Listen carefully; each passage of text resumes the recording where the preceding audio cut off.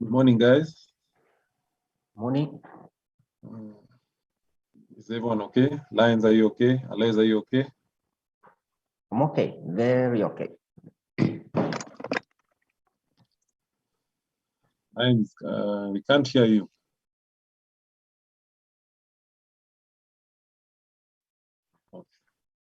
Good morning, guys, on this chilly Thursday Nairobi morning.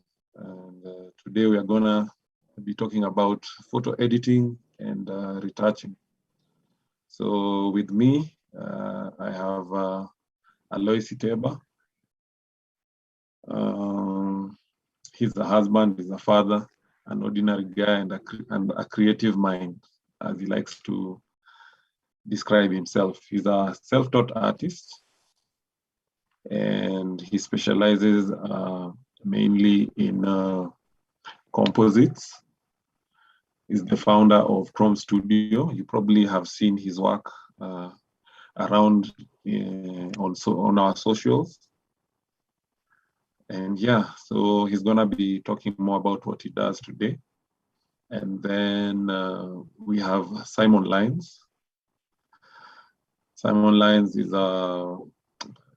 I think we can now call him an educator. He runs his own school for photography. He does a lot of advert work, or rather commercial work. A retoucher himself also. And we're also gonna be hearing more from him. Last but not least, it's me, Otieno Nyadimo, a photographer, a retoucher. I'm going to be your moderator and one of the panelists today.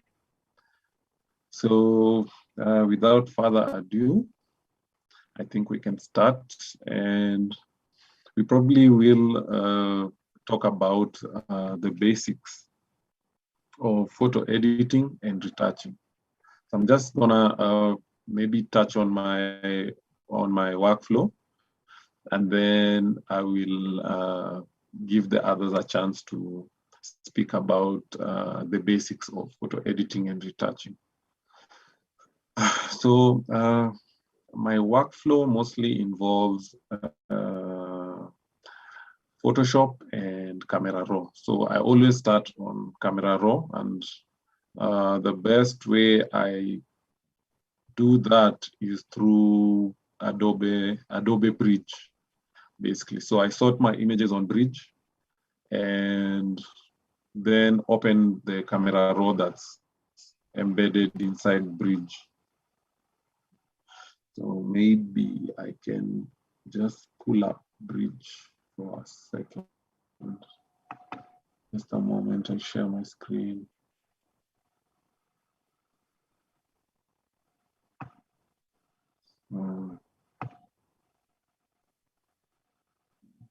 Share my screen.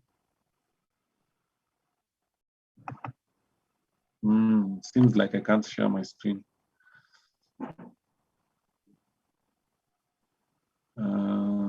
Director, can you give me rights to share my screen?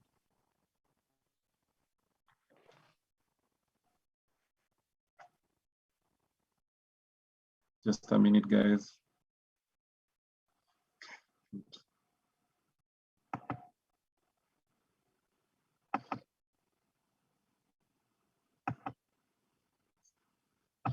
So I think we can all see that. So this is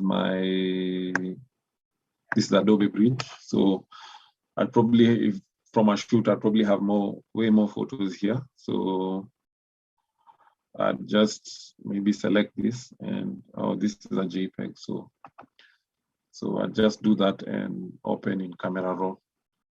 So if I had the raw file here, it would have all the data there.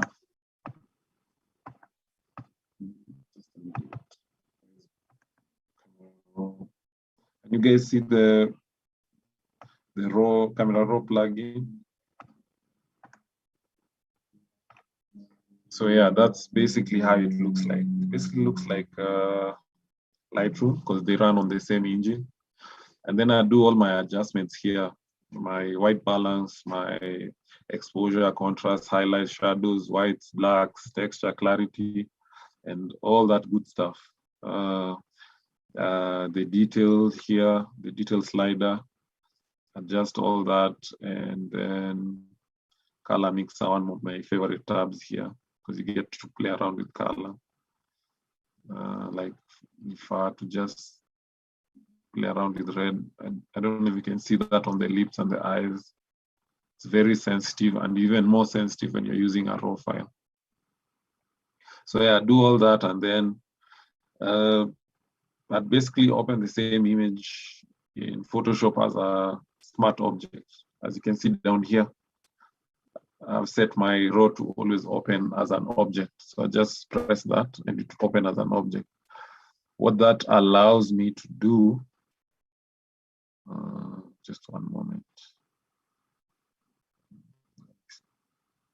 Let me just try pop back into now Photoshop. Yeah. So what that allows me to do is it gives me the power to be able to go back to my raw settings and just adjust them if I need to. So just double click there and you go back to camera raw, as you can see there. Yeah, so that's why it's important for me to always open all my raw files into Photoshop as an object, basically. And yeah, voila, a lot of the work that I do on the images, I do it on the raw side. That's where I adjust my color, adjust my highlights, I adjust my shadows, and at times even the background, because I have those camera raw tools like the adjustment brush, the graduated filter. So this is the graduated brush. So basically what that allows you to do is, let me just turn on the mask.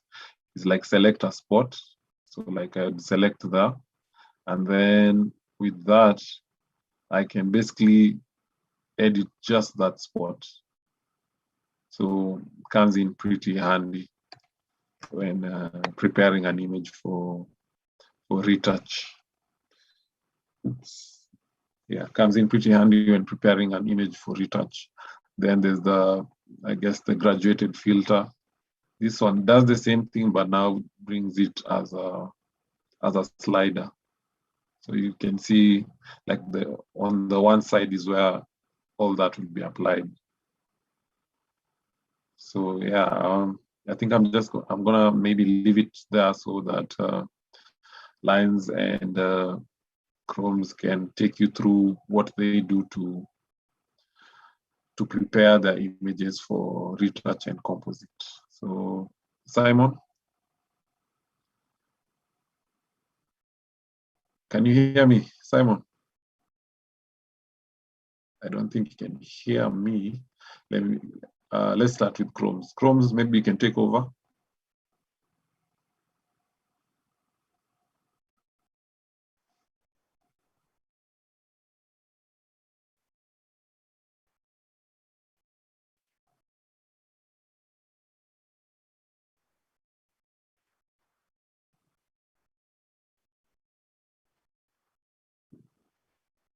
Chrome's unmute. I can see you're talking.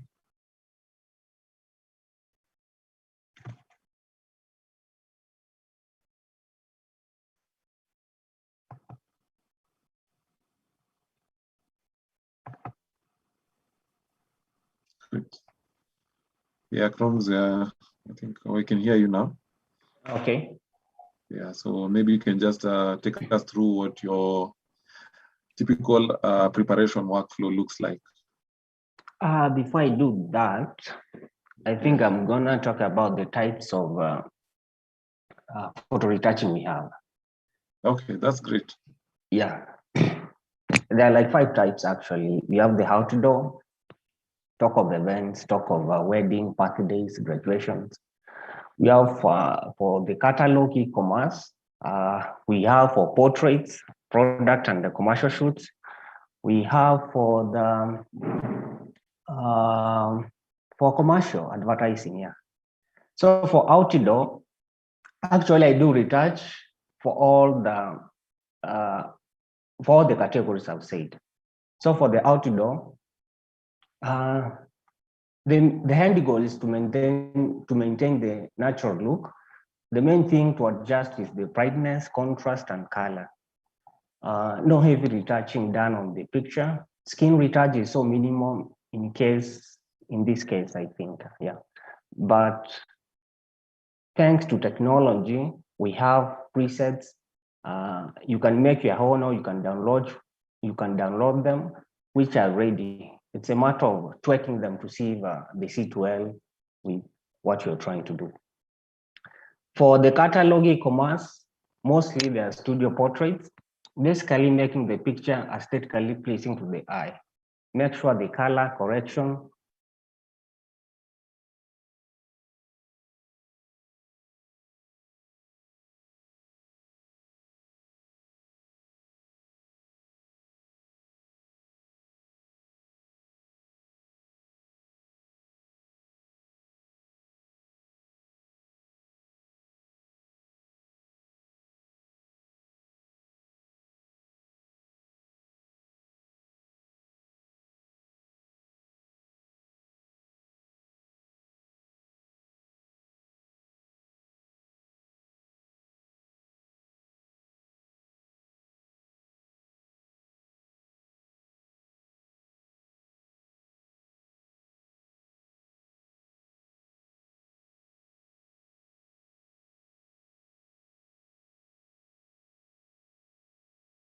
I think we lost Chrome's there for a second. So as we wait for him to rejoin, I don't know. Simon, are you ready?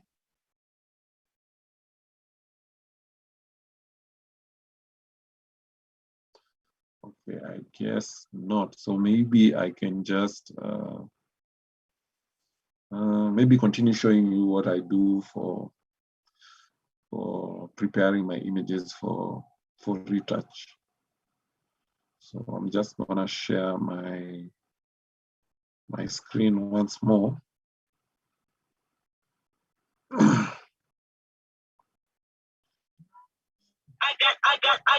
got loyalty, got royalty inside my DNA. Just a minute, guys.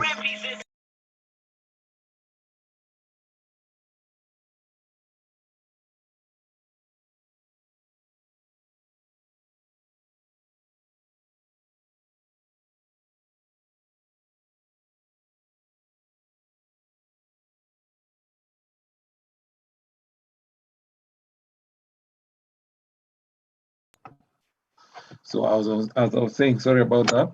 So once I have my image opened up like this, the first thing I do is clean up like blemishes. And I'm right now I'm just gonna turn off like all the editing I've done.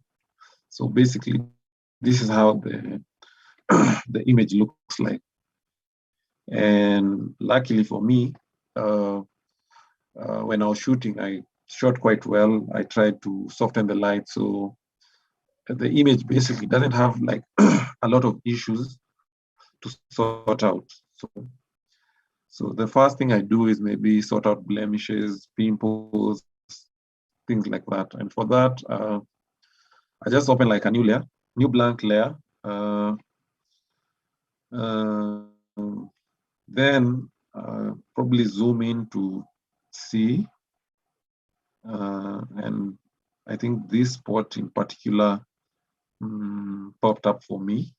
So I'm just gonna take my healing brush and adjust it for the size. The shortcut is bracket to increase and to reduce. And then I'm gonna pick a spot where I want to sample from. So I'm gonna hold Alt down and then click on that spot so it's selected. And then, let me see, I don't think it's selected. I should be seeing a preview. And then voila. Okay, why is not that not happening? Sampled. Good. Current layer. So I'm gonna have to change this to current and below, so that it samples everything below it. That's why we couldn't see the. Now you can see the preview of what it's gonna, where it's sampling, and how it's gonna look when replaced. And then there it is. So just one click, we've cleaned up that blemish. And basically, I do this for the rest of the blemishes that I would want to take care of. Basically, that's it. So if I can just show you maybe what I've done originally to the image. So this is my clean folder. So in here, you'll see I have two blank layers. So the heel layer is what I was just showing you. So yeah, so the model didn't have a lot of blemishes. So that was quite easy.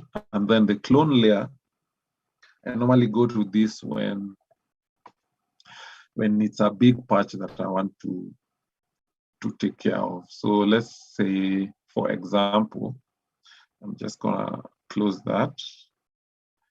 And let's say I was just being a bit lazy about it. I'm just gonna rename that. And I didn't want to, say, burn this area under the eye. So what I'd do is select the clone brush. It's over here, looks like a stamp. And then same thing as the healing brush, you'd have to select a spot. And then the next thing I'd do is make sure I've changed here to current and below. And you don't have to change this all the time. Once you change it once, it's gonna be fine. So the reason mine is still on default is I upgraded my computer and had to install all my software again. So I haven't gotten to setting up my Photoshop settings. So then the next thing I do is come to flow and take it down to 5% actually, 5%. Okay, make sure this is checked. So this airbrush, enable airbrush. Once this is checked, what it does now, instead of me dragging that slide, I could just click 0, 1, and it changed the flow to 0 to 1%, 0 to 2%, 0 5 to 5%. So once I do that, I'm just gonna select my spot down here, and then I'm gonna gently just brush that in. So it's replacing the texture with the spot that I had selected. And I'd recommend that don't just pick one spot, pick different spots and just brush it in slowly by slowly, a stroke at a time. Yeah, so that's what that does. So I think you can see. So that's also a quick way of just retouching images. I know guys who their main way of retouching images is using the clone brush. So yeah, so basically that's how I get my images ready for retouching. So my main method of retouching is dodge and burn. I think I'm going to talk about that later on as we continue. So right now I'm gonna invite Simon. Simon, are you ready? Oh no, Simon, we still can't hear you. We're having so many challenges today. And now? Now, yes, thank you. Now we are live. So I'm just gonna let you take over. Yeah, so thank you so much, Nyadima, for introducing me and hosting me. So for those that don't know me, my name is Simon Chege. I'm a photographer for the last 6 years, heading to 7 now, while I was there for industry assistant. So among the things that I'm known for is retouch and purposefully skin retouch. So I've been doing this for the last, I think, with an idea of what I do. I was flying blind for 2 years or just experimenting stuff, trying different methods from the internet. So in case you have not found your style yet or your technique yet, continue experimenting. So I finally settled on frequency separation, and that is what I am mostly known for. So I do a lot of portraits, studio portraits, corporate portraits, commercial portraits that need me to edit the skin. I'm going to share a bit about my workflow, like Nyadimo has shared his. But let me give a disclaimer. I know I'm going to get short at the end of it all, but no problem. I don't shoot raw all the time. I only shoot raw for heavy commercial work. So when I'm shooting in the studio for just usual portraits or location, shooting an event, I'm not going to shoot raw. So that means most of the time my workflow is not going to start from camera raw conversion. It's going just to start from editing the image in Photoshop directly. So apart from the few times that maybe when I shoot a billboard, when I shoot products that need to do a lot of post, I'm not going to be shooting raw. So part of my workload does not necessarily include raw conversion. So I mostly use two softwares. I use Photoshop and I use Lightroom. Depending on the task, I might use both of them or I might use one of them. So for example, a client comes to the studio and I have 5 photos to edit for them. That's not a big number considering what I can handle. So what I do is I do all of that in Photoshop. But supposing maybe I've gone and I've shot a commercial project, maybe food, and I have like 100 photos, I'm going to do a bit of the work in Photoshop that is pixel level, like removing blemishes, patching away, cloning away. Then once what has to be done at pixel level is done in Photoshop, I'm going to move the patch to Lightroom and now do the correction of lighting and color. So I don't know if I can be able to share my screen. Let me try. I have some image here. I think I have to get permission to cast my screen just to show you a very small idea of what I do. But I do it a bit different. Before I do my frequency separation, I do not do any kind of editing to the image. I do not remove my blemishes. I do not, maybe just cropping. But before I do my FS, I do not do any kind of cleanup on the image because I want to do every kind of cleanup after I've done my separation. So before I can get my screen casted, let me just explain the frequency separation enables you to manipulate your image with one aspect at a time without affecting the other negatively. Because if you look at human skin, that's what I mostly do FS on. It has 2 components. We have the color and we have the texture. So for example, you can say person A and B is light skin, is brown, or is black. But a person who is black and a person who is brown can have different skin tones, but can have the same skin texture. So that means when you're editing their photos, there's something that is similar and there's something that is different. So you have to edit them differently. Nyadima, I don't know if I can be able to cast my screen, or you can do that a bit later. Yes, I have it. I have it. Yes. So, can you guys see my screen, hopefully? Nyadima, screen on? Yes, we can see. All right. So, on my screen here, I have a portrait that I took some time last year. I was shooting for makeup artists for their portfolio. And the first thing I always do to my photos is I ask myself, what are the editing needs of my photo? Because a mistake that most beginners do, and some of us used to do in the beginning when you're starting this business of editing and retouching, you open a photo in Photoshop and you go right into it. So look at the photo, analyze what do you need to remove, what do you need to make different, what do you need to improve. So after I do that, like I said, the first thing I'm going to do is I'm going to do my FS. So before I do my FS, I'm not going to do any kind of cleanup stuff. That when I'm doing my cleanup, I'm very sure if the problem is in the color, I'm only fixing the color. If the problem is in the texture, I'm only fixing the texture. So I'm not going to run through the process of frequency separation. I'm just going to run my action. I think you're going to talk about actions a bit later. So let me run my action real quick, like that. So once I do that, I'm going to, you cannot, the layers have increased in number. I have layer 1 copy 3, layer 1 copy, and layer 1 copy 2. So if I turn off layer 1 copy, my image becomes blurry. Why? I've taken away the texture. That means layer 1 copy and layer 1 copy 2 is the texture of my photo. Then what is below the texture is the color. The color is always below the texture, not the other way around. So one thing about frequency separation, you have to be very minimal with it. One thing that I noticed I used to do at the beginning, I used to use it to smoothen everything and just end up with a video that is very soft. So at this point in life, what I do is I do it very specific. I just go to what I want to remove. For example, this blemish about here.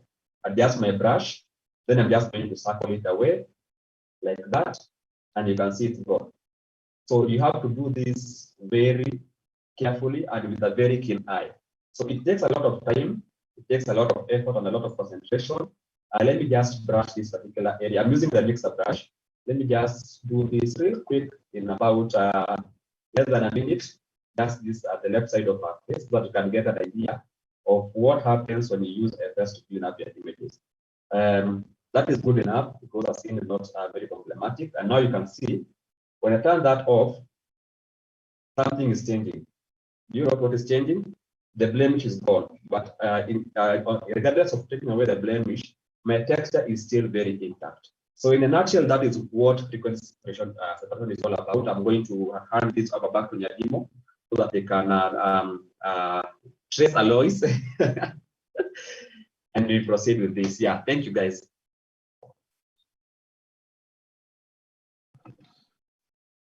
Hi guys. I'm still trying to trace Alois, but I'm sure he'll be with us shortly. So thank you, Lyons, for taking us through your workflow. I remember the last time we had a chat with Lyons and Mitch. Yeah. I had sworn off frequency separation, but the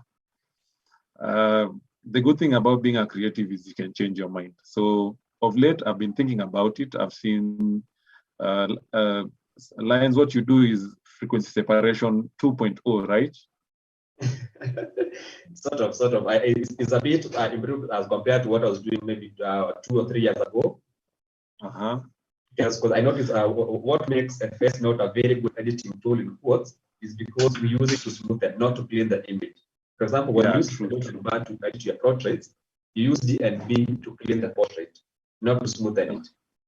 Now, when you use FS to smoothen the portrait, it becomes bad. But when you use it to clean up just what is needed, it brings a very good outcome. So I've done it on every male skin, corporates, billboards. I do this, but I just do just enough. Oh, nice. So as I was saying, I'm reconsidering my stand, and I might try and start doing frequency separation again, maybe in combination with dodge and burn. Yeah, I might do a hybrid of the two, maybe just to speed up my workflow. I remember even the last time I was here, I never used to use Lightroom. I'd like to announce I use Lightroom now. So, but I use it, depends. So if I have a very big workload, I put it on Lightroom. But if it's, say, less than 10 images, I'd rather just use Bridge because I don't want to start creating catalogs and all that. So, okay, as we wait for Alois to come back, I think we'll just move forward. Maybe Lyons, you can stop sharing your screen now. We'll move forward and talk about ethics in editing and retouching. I know this is a very touchy topic, and I think everyone has their own perception about what we do as photographers when we have to manipulate the image. At times we make people lighter, at times we make people darker, at times we remove blemishes when the person has blemishes. So I think my point of view about the ethics of retouching is I'm providing a service as a retoucher. So when the client asks me to correct something in the image, I feel like it's not in my place to start questioning him and asking and telling him that what he wants me to do is not right, unless what I'm correcting is illegal in according to the laws of our country. If it's illegal, I probably won't do it. But if the client wants to be lighter, I feel, who am I? Who am I to deny them the cheaper option rather than going to lighten their skins? I don't know. I just feel that we get a lot of stones thrown at us when in reality we are just following a brief. You know, we're just following a brief. At the end of the day, it's a business. So, and in business, they say the customer is always right. So I mostly follow that principle. But in my own shoots, my own personal shoots, I try as much as possible. If I want a darker image, I try get a darker model. If I want like dark skin tones, I'll try get a darker model. If I want a light skin image, I'll get a light skin model. And the same also for commercial work. If I'm given the chance to be there from the beginning, so we also get to pick the models who are going to participate in the campaign. So say if we are doing a skincare product and the requirements for the skincare products are, let's say, smooth skin and all that, I'll probably make sure the model we choose has smooth skin so that after I apply retouching on it, I'm not really, for lack of a better word, lying that they have smooth skin. They actually have smooth skin. We're just fixing it up. Then the other thing I think people need to know is, you see, when you look at someone with your eyes under natural light, it's quite different when with the camera under artificial lights. The moment we start introducing artificial lights, and especially if you're not really well versed in lighting techniques and how to manipulate artificial light, at times you end up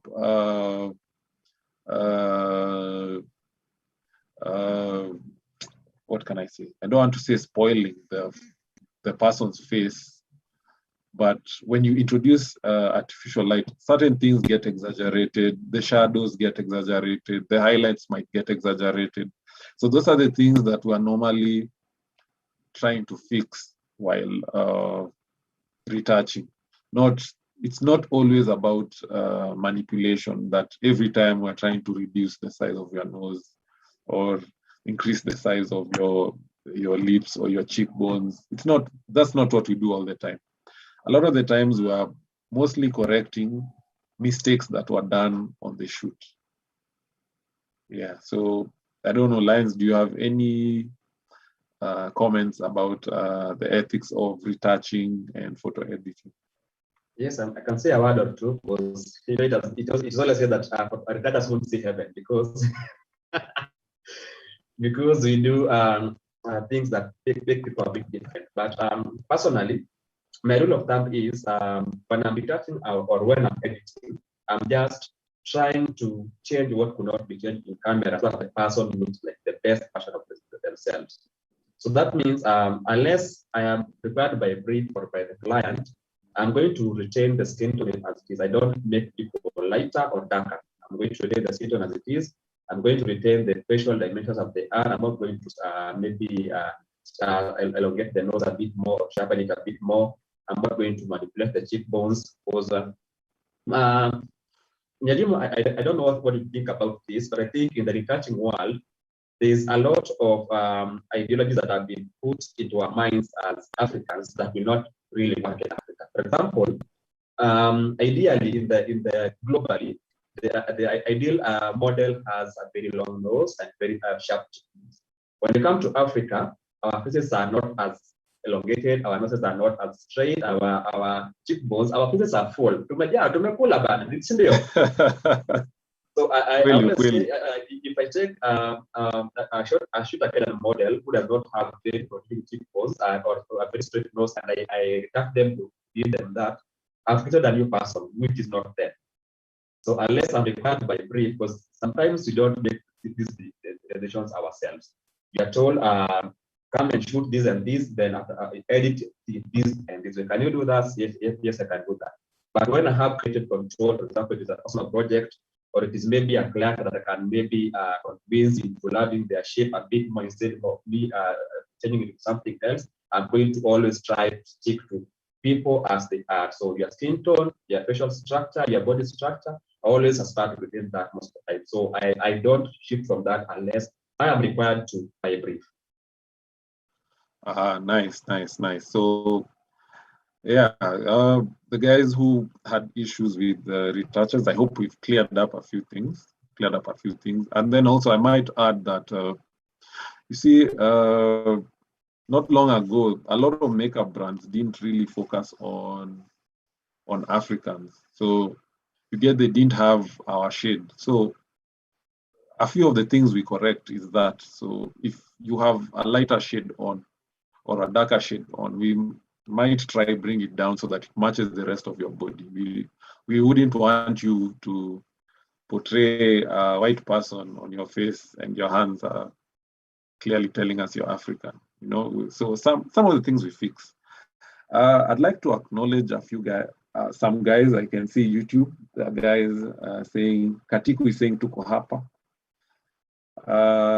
Stephen Maitia is also here.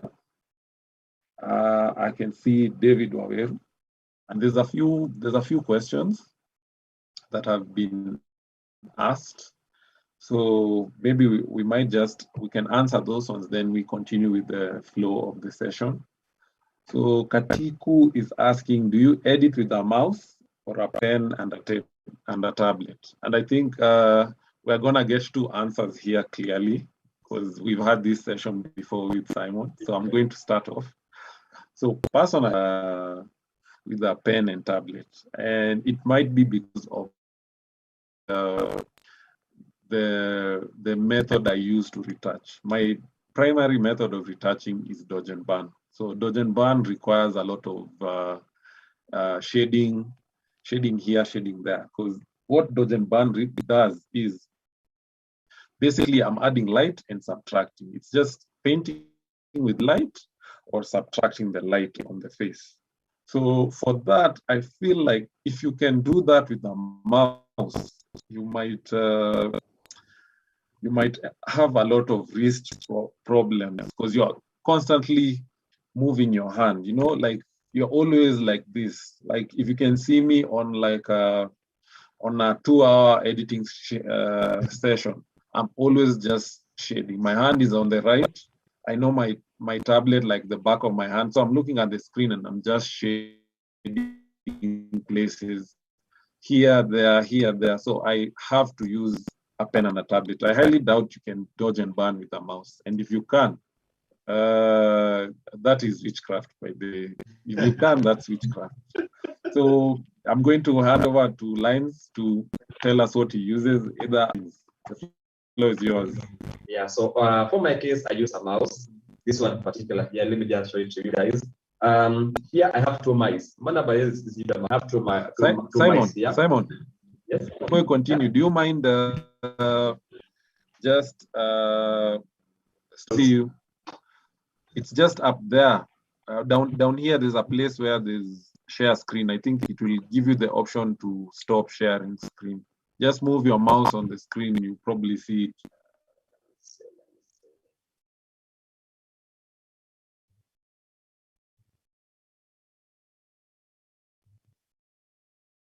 Have you found it? No, not yet.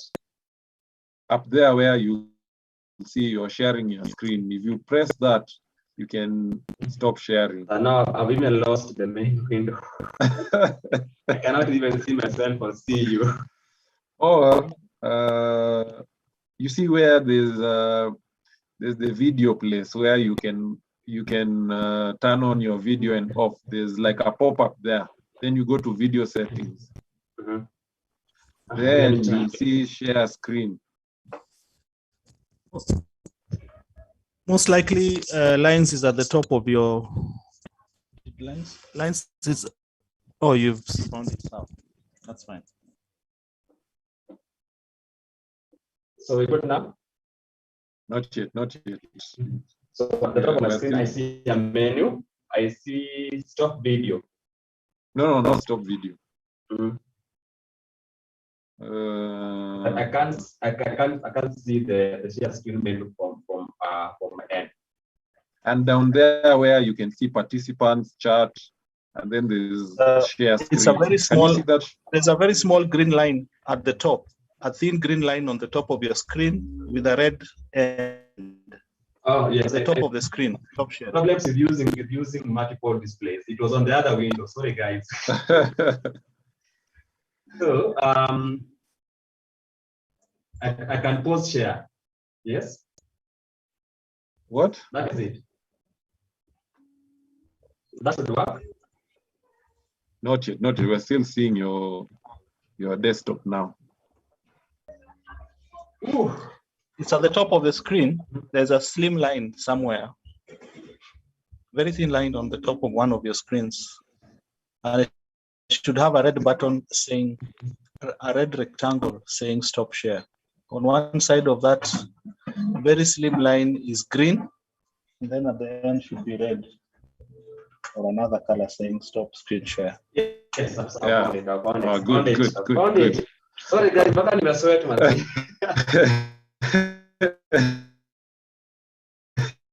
When you're going to pick a mouse, because you can do a face with a mouse, but you can't do a face with a trackpad. I've tried doing a face with a trackpad, and your hand is always moving and clicking. So the difference between this mouse and this other one is this is a gaming mouse, this is a normal use mouse. So when I press this mouse, you can actually hear how loud it is. Can you? Yes. Then this other mouse is very, let me turn it off. No sound, meaning it is very, because a gaming mouse is made to be gaming for long. It has very soft buttons. So that means your hands don't get tired as or using a conventional mouse.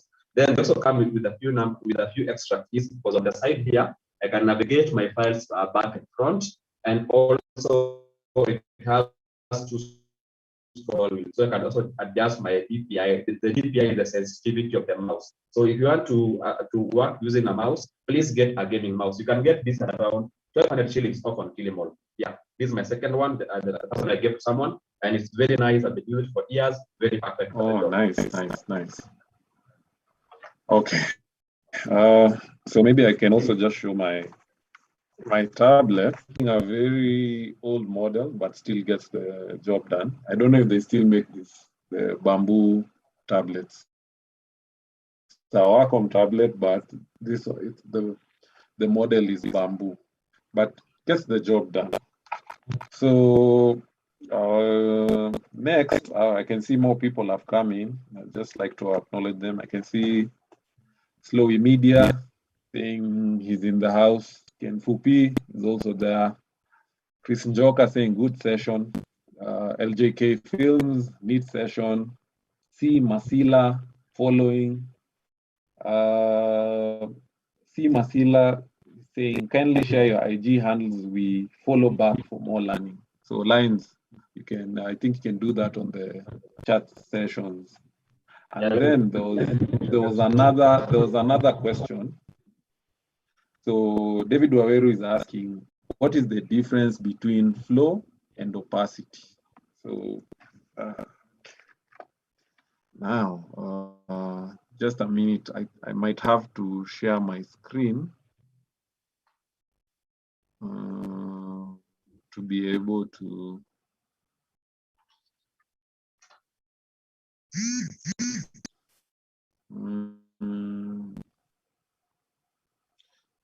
my settings?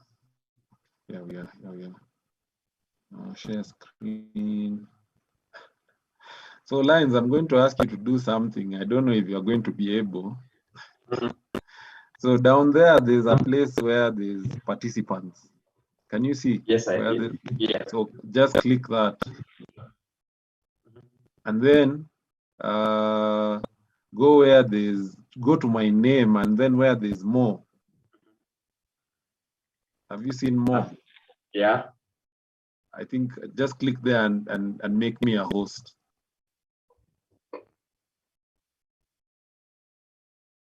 Good. Thank you.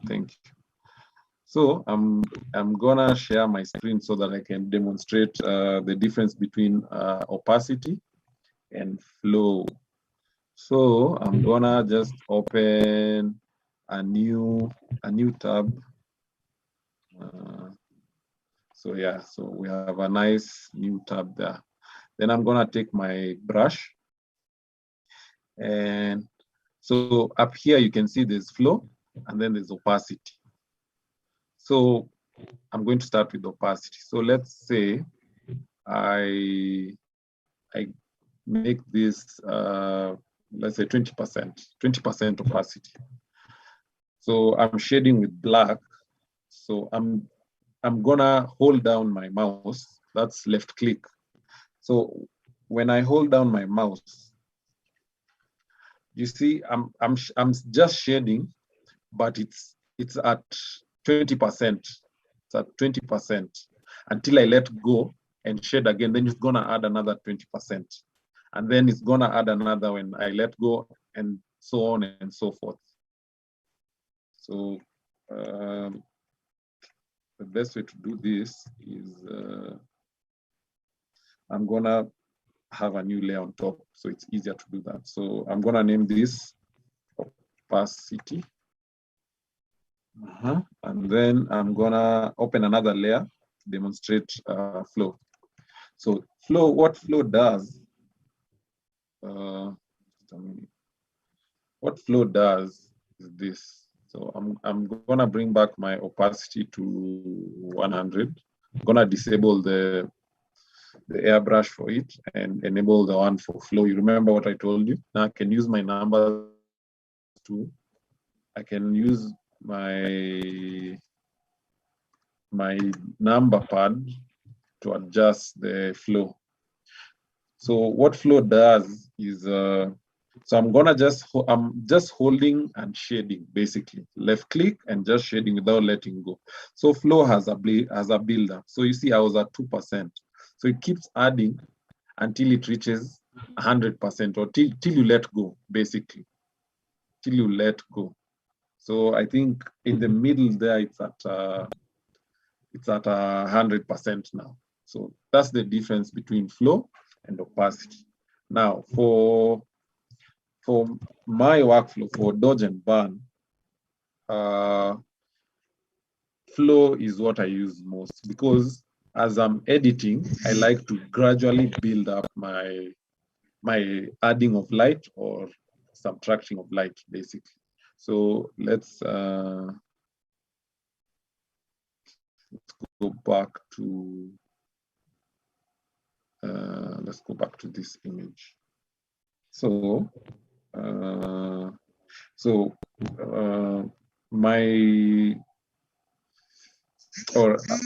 okay, let me just demonstrate now. So I'm gonna just pop up the curves. This is what I use for dodge and burn is curves.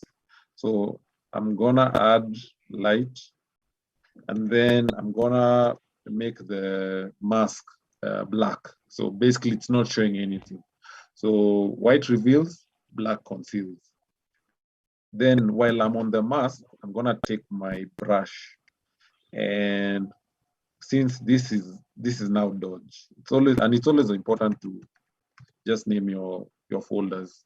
And then burn is the opposite. So I'm gonna just take down the brightness of the image, then make the mask black so that nothing is being seen. So let's say, for instance, I want to, let's say, take down this highlight over here. I hope you can see that. So while I'm on the burn, the burn layer. Yeah. And sorry guys, if you see I'm struggling, because I normally have another screen I use which is bigger and all these things fit and I can see everything at once. So I'm just gonna come here, and my flow is at 2%. Remember, I set it at that point, and everything else is normal. So just normal, and then make sure your brush, the hardness is at 0%. For dodge and burn, your brush is always at 0. Your hardness is supposed to be at 0%. And I'm just gonna come here and just shade it in ever so lightly. So when you're starting out, I'd advise that you click once and stop, and then click again. So once you become a bit advanced, you can hold down and watch the build up, because now you can anticipate. So it might not look like a lot, but I think you can see that. You see what I've done? I've taken down the highlights there. Yeah, and most of the time, this dodge and burn requires for you to have foresight. So you look at your image and decide how you'd like it to look. If you'd like the cheekbones more pronounced, if you'd like to take down the highlights, or if you want the highlights to be still pronounced. So once you have that in mind, it's easier for you to move along with the dodge and burn without thinking about it so much. A practice that I normally recommend for people trying to learn dodge and burn is look at magazines, look at images in magazines or beauty images. Just look at how the face is shaped, so that you register that how a face is supposed to look like. Or look at makeup tutorials. We basically do what the makeup artist is supposed to do. Because if you watch a makeup artist, they probably add highlights on the cheekbone, on the bridge of the nose, and then they darken under the cheekbone. And basically, that's what we are doing with dodge and burn, but now in post. So I hope I've explained the difference between opacity and flow. If I wasn't clear, you can just let me know in the comments, and I'll try and explain further. I don't know, Lyons, if you have anything to add to that.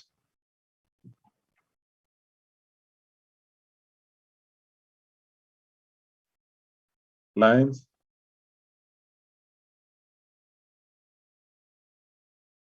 Okay, I'll just continue with the comment section. So David Waweru says, actually, even removing blemishes with a mere healing brush tool while cleaning the image with a mouse, you will notice the skin won't be flawless as compared when using the tab. If possible, get a tab. Yeah. I'd also recommend you get a tab, but you can use a mouse. You can use a mouse. Use what you have. Katiku says, love the interaction. This is real. Thank you.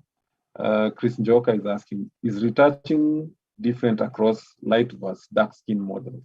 How would it be done in a group photo of different skin complexions? So for my workflow for dodging and burning, it's not different. It's not different. It's the same, because we're basically just adding and subtracting light. So the adding and subtracting light is subjective by your model or your subject. So others will need more, others will need few. In my experience, lighter models don't require as much dodge and burning as darker models. And I think the reason is, you see, now we're adding artificial light. We're adding light to dark skin. So what happens is the skin is now being illuminated more than how it normally looks like naturally. So for you to take it back down there where it's normally is, requires a bit more work. So while dodging and burning, I normally burn more when I'm dealing with dark skin models, and I dodge more when I'm dealing with light skin models. Yeah, so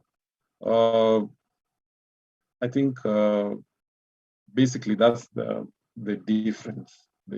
But also when the dark skin model is by themselves, the work will be the same, because now you can light them, just them. But if they're paired with a light skin model, that's when they might be a bit of work here and there. So when editing a group photo, basically that's more work, because I have to edit individually. Edit this person A, edit person B, edit person C, edit person D independently. It's not apply across all type of fix. So Chris, I hope I've answered your question there. I see Bellarmine Wafula saying great info. Stay tuned. Thank you. Then Katiko is just echoing that he loves the question that Chris asked about is retouching different across light and dark skin models. And then he says, in addition to that, I have heard or read about undertones or something like that. Basically, tones of red, stroke yellow. When I try, it's a bit messy. How do you guys deal with this? So, okay, I'm going to start with what I know less about. So if you are using frequency separation, I know the tones are separated. The tones are separated when you're using frequency separation. So you will deal with the tones by themselves. And as Lyons had demonstrated earlier, it won't get as messy. It won't get messy, basically. So yeah, when with frequency, it won't get messy. With dodge and burn, it depends with how far you're pushing your image. So if the image was lit properly, tones will not be an issue. It will not be an issue because you're not doing too much. You're not doing too much. You're not trying to lighten a dark place like too much. So the tones won't be an issue. But a go around of that is what I normally do. I duplicate the background layer, the background image, the main image itself. I duplicate it, and how I do that is, I think there's a just 1 minute. There's something called, don't just copy the image. You'd right click and then you'd say new smart object via copy. That's the setting you'd use, new smart object via copy. So what that does is it creates of the image that is independent of the first image. So whatever you do to the second image will not affect the first image. So you remember when I said I always like to open my images as smart objects. So here is where it comes in handy. So after a new copy via smart image, so double click just there I showed you. It go into the raw file, and then I'd go and increase the exposure. I'd go increase the exposure on that second set of image till where I'd like the exposure to be. After I do that, I'd go back now to Photoshop with that, and then I'd add a black mask to the second image, and then that's what I used to shade. So the reason I do this is because you see the raw file can handle those changes in exposure. So yeah, so it's a nice quick fix. Actually, it's a very reliable method. The only reason we don't use it as a dodge and burn is because we want to be less destructive. And once you do that, you can't go back to your clean layer. So this is when it's during extreme scenarios. That is when I use that method. So Lyons, I don't know if you have. Did you hear the? Let me just repeat the question. Katiku was saying, I've heard or read about undertones or something like that. basically tones of red and yellow. When I try, it's a bit messy. How do you guys deal with this? So maybe you can respond in terms of frequency separation, because I just spoke about dodge and burn. I think from my end, the undertones that might be red or yellowish are more to do with lighting than with editing. Because if you light nicely, whenever your skin has a cast of yellow or a cast of red, that means that the color is not accurate. Might have to do with the white balance, or might have to do with the lighting. So the way of correcting it for me is the same way the same technique I've used to correct maybe, like you mentioned a bit earlier, when someone maybe does not have their exact shade of foundation in the makeup kit, and their tone is maybe a bit warmer, the face is a bit warmer than the rest of the skin. And so you can correct that using white balance by understanding how white balance works, white balance and tint. So if the image has a bit of red tint, you counter it with a bit of green. If the image has a bit of yellow, so it is a bit warm, you counter it using a bit of cooling by using a white balance. So that's what I used to correct, even when the makeup, the foundation is off. That is the same technique I use. Then I'm also going to go back a bit to the previous question that was about editing maybe group photos with different shades of skin. So I sort of noted there's an inverse relationship between skin color and skin texture. If you take two people of fairly the same gender, the same age, and one of them is light, the other one is a bit darker, the lighter person is going to have less texture than the darker person.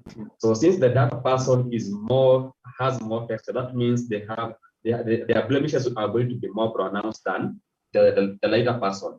So that means when editing these two people, number one, you might have to, for frequency separation, you might have to use a different radius. For example, if from the same shoot, I was shooting a male model and a female model, when I go to do their frequency separation, even if they have the same skin tone, the man is going to have more texture. So I'm going to use a different radius.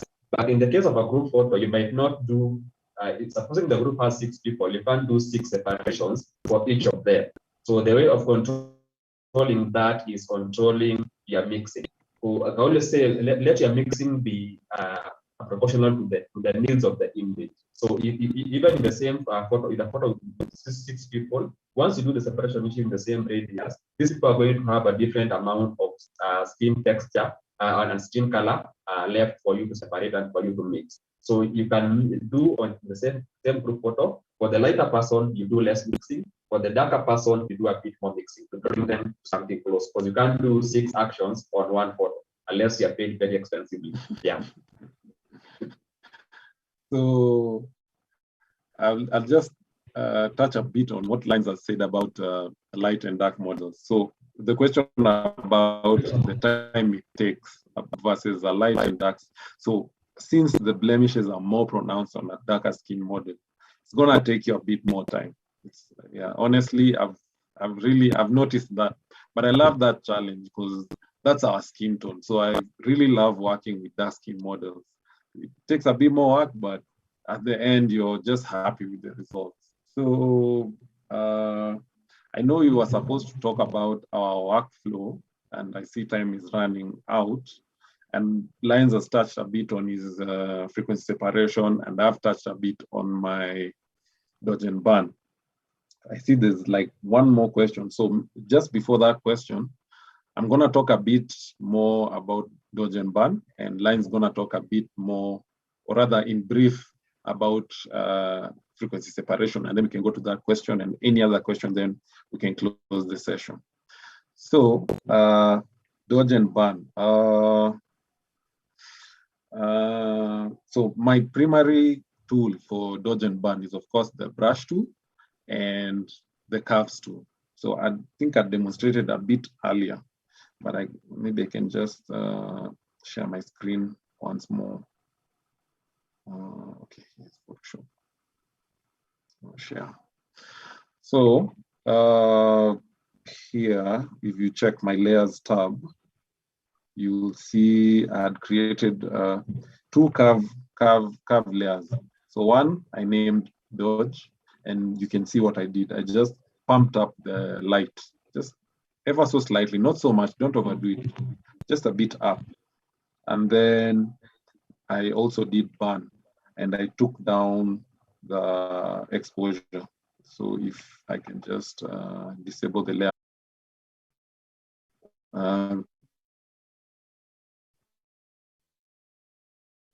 Takes up the exposure. So if the mask is white, you just do Control-I. That's the shortcut for inversing the layer mask. So now it's black. So what you'll be using to paint is the brush tool, using white to reveal now. So basically we are revealing the light curves where we want to add light, and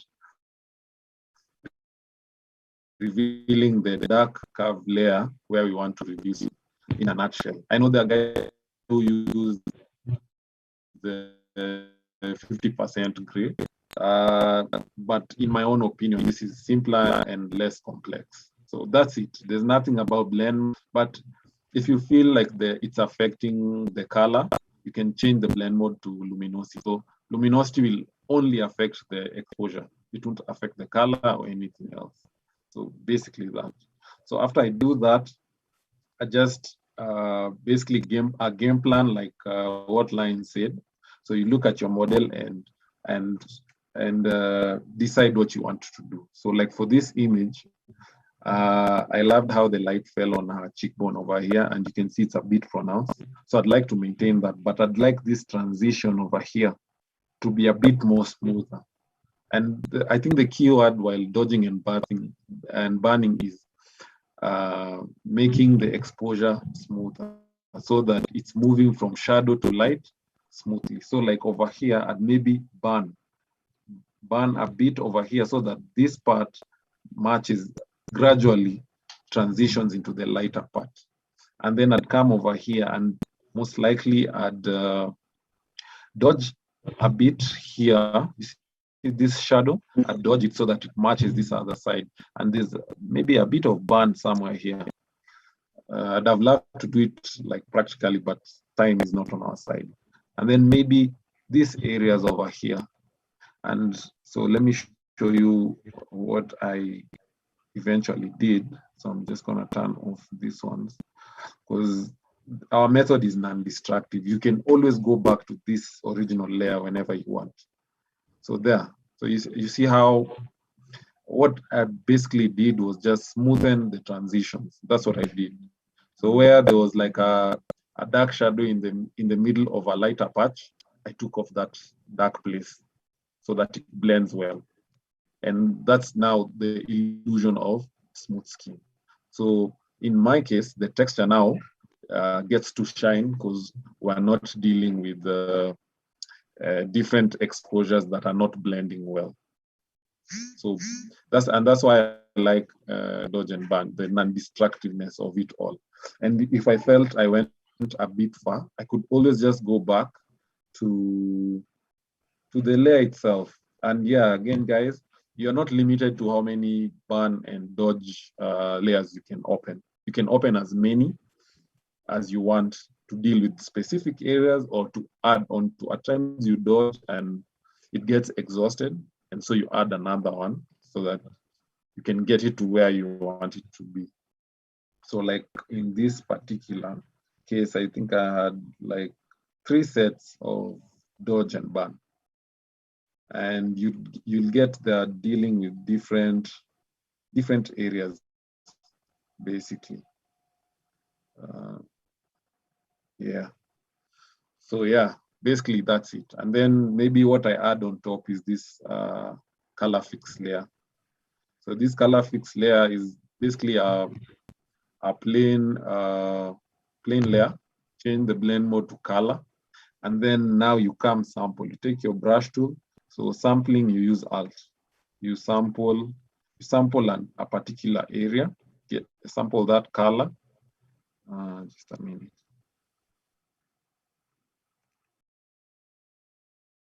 Oh no, I'm not on the brush tool. So you sample, say here. See the colors change, and then you come shade. ever so slightly. So my flow is still at 2% at this point, and just blend it in. Just blend it in, ever so slightly. Don't overdo it. You overdo it, it's going to start looking bad. And then other than that, now I just come add my style, basically. That's it. And I'm done. Other than that, and basically that's it. So this workflow, for this type of image, because the face is what is covering the entirety of the screen, this might take a bit more time. It might take an hour to an hour and a half. But if it's like a normal torso portrait from waist up, those ones I do in 15 minutes, 15, 20 minutes, or a full body retouch where the person is wearing clothes, not those boudoir ones. Boudoir is quite different to retouch. And 15 minutes and I'm done, because those ones I normally, and then I like to edit at 100%. I always start when the image is at 100% on the, or rather it's filling the space for Photoshop, this area here. So I'm open, you see the way this is fully open. That's how I start. So global first. You'll find global fixes the micro things. If you start with micro, global would fix some of those things. So you do global dodge and burn first, and then you start zooming in for the problematic areas that you want to fix. And basically those other sets of dodge and burn you saw me do, those were micro dodge and burning sets that I was adding now, because the first one I do is global. So I think I'm just gonna hand it over to Lyons, and then we'll get into questions. And then Lyons, if you can log into Facebook, you can put in your socials, because guys were asking that. Yeah, I think I'm going to put it in the comments of the live stream on Facebook. Yeah, so thank you for taking us through DNB. This is called DNB, yes? Yes. Yeah, so let me just mention a bit on frequency separation. And the first thing I'll talk about is the misconceptions about frequency separation. And let me share my screen once again. I think Yadimo, you can let me share. Okay. So stop share first. So as I'm sharing my screen, always say use frequency separation on a face that does not have makeup. Number two, people say that people say you can't use frequency separation on a skin. So I want to talk about those things, Dogo. And as you can see, I'm sharing my screen, and on my screen I have a portrait of a model. So this is a Polaroid. So the thing about Polaroid is, let me just bring the whole thing back. The thing about Polaroids is, they're taken without any form, without any makeup, and they're delivered without anything. But I'm just using this one to treat something. So the first thing that they're going to note, let me turn off my editing so that you can see the original. That is the original image. That is what I've done as Nyadimo was talking over the last 3-4 minutes. This is what I've done in about 5 minutes. So you can see the difference. So that is point number one. This photo does not have any form of makeup, but you can see I've been able to use frequency separation to clean it nicely without killing the dimensions and killing the texture. So that is point number one. You can use frequency separation on a face without makeup. You can use frequency separation on an old person, on a toddler, on a man. The difference is how you do your mixing. Because as a retoucher, if you want to become good at retouching faces, you have to really understand two things. And the most critical of them is human anatomy. How is the face structured? Because if you don't know how the face is structured, you're going to really struggle to get the dimensions of the face right. For example, the nose is straight running down. If you see look at her face, the nose is straight running down. The cheekbones curve inwards. You see, they're coming inwards. The forehead has most of the time have a hot spot because of light, using light at the center. Then you are going to have shadows to the side of the forehead. So if I turn off my mixing layer, you can see what I've done with frequency separation. So technically what I've done is the transitions between the dark blemishes on the skin and the natural skin tone by mixing it out. So if I can just turn this off, Let me just make another layer and we do this real quick. I'm going to flip this. Let me make this here. Perfect. So I'm going to take my mixer brush, but before I take my mixer brush, when you get to separation, don't forget your other tools and your other techniques. So for example, some blemishes are very pronounced and I can see them like this one here, this one here, this one here. So I can use another tool to remove those that I have less mixing to do. So I can use the patch tool, J. Then I'm going to come and select and remove. So just the major blemishes, the one that you can see from afar, that you can just remove using one tool. So you can see I'm only removing the major ones that I can see from afar, but they don't give me a lot of back mix, because the more pronounced the blemish is, the more mixing you have to do to get rid of it. So then once that is done, I'm going to take my brush tool. So the same way a makeup artist is going to do their makeup in a particular order. When you get to retouching your faces, please do it in a particular order. Start from a particular point of the face, going to another one. Don't jump from here to here. But in your mind, you keep an idea of starting from up, going down. So most of the time, I'm going to start on the forehead, and I'm going to be adjusting my brush accordingly. Then I'm going to do just a bit of mixing. As I'm mixing, my computer is hanging a bit. I don't know why. Yeah. My computer is hanging a bit. Yeah, it's good now. So you can see what I'm doing is, number one, I'm not dragging. If you drag, you mess. That is the golden rule of frequency separation. Number one, don't drag. So then number two, do very small strokes. Don't do my computer is messing me up. Don't do very big strokes. The fact that in case you have to undo something, you don't undo so much progress. You just undo something small, because I do this progressively on to the area. So I was meant to start here. So as you'll notice, as I go from one area to the other, the difference between the decolorations between the different points of the skin is easing out. So my computer is giving me a bit of trouble, but you can get an idea of what I'm doing. So I'm just going to mix up the face so that you can get an idea of how these things work. So if you look at what I'm doing right about now, it looks like I'm making a very big difference. It looks like I'm killing the properties of the image. But once I'm done mixing this, I'm mixing the color. That means I'm not manipulating the texture in any way at this given point.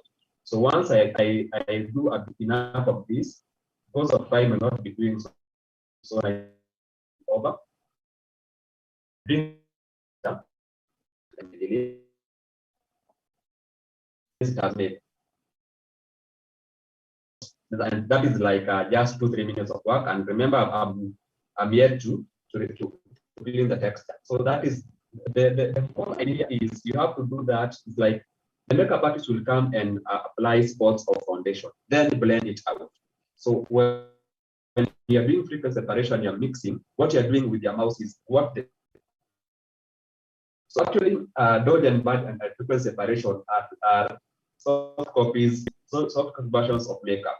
Because when I'm doing my FS and mixing, I am blending or what the makeup artist would have blended using a brush or the egg-shaped something, the sponge they use. Then when your demo is doing the dodge and bud, what it's doing is the highlighting and contouring that the makeup artist does. So where the makeup artist brighten, they call it highlight.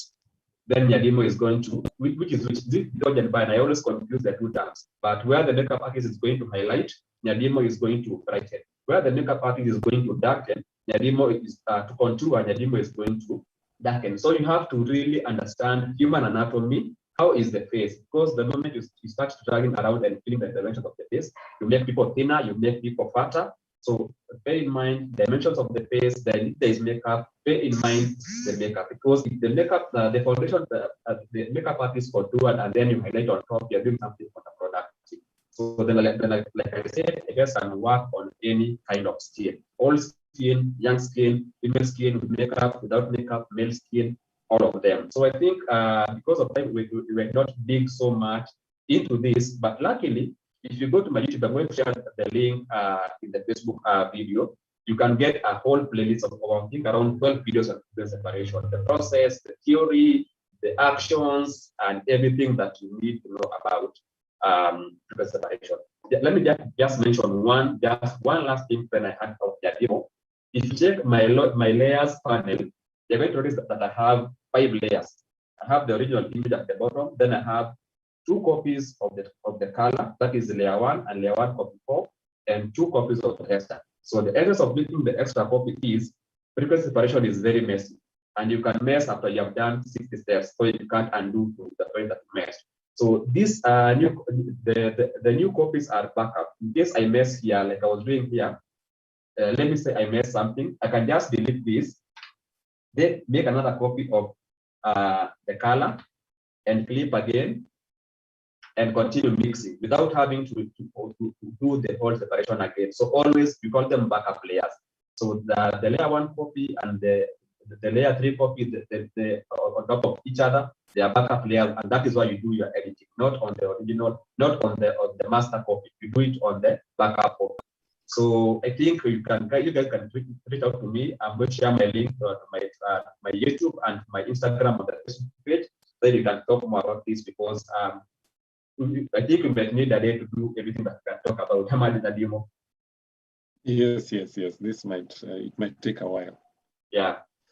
So let me stop share now. Suddenly from Ghana, I feel like I'm new to the city.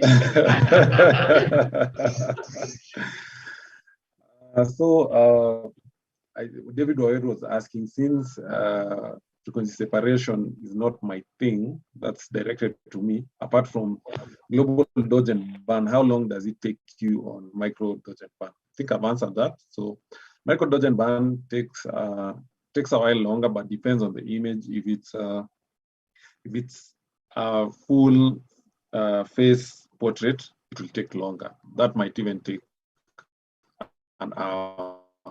But if it's just a normal portrait, that's let's say 10 minutes of that. Then next, from what I hear, your work is cut out for you. I have noticed, though a makeup artist does a lot to make your work easier. True, very true. How about raw shoots? No makeup artist, where subject has different patches of skin tone. So for that, for me, I'd prefer a model who doesn't have makeup to a model who has bad makeup. So it doesn't burn wembe ni ule. So depending on how you light, your work is either easier or hard. So I dodge and burn natural light portraits without makeup, and those are my favorite type of portraits to dodge and burn, because now the sun is out, so maybe it's a cloudy day, or I have, say, a diffuser blocking the sun and bringing in soft light. That image is very easy to edit. Dodge and burn, same process, and you continue. And then what about guys with vitiligo? Oh, that's that skin condition. Same thing. So the patches where it's white, of course, we are not going to remove them. We just blend that. So if in that white patch there's a shadow that seems out of place,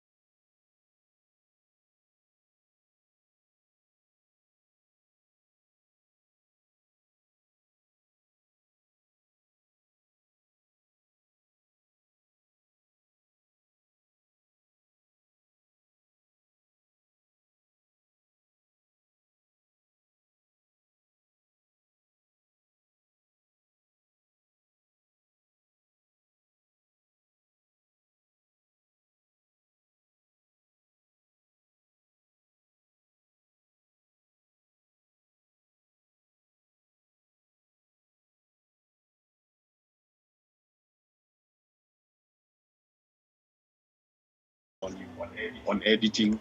So yeah.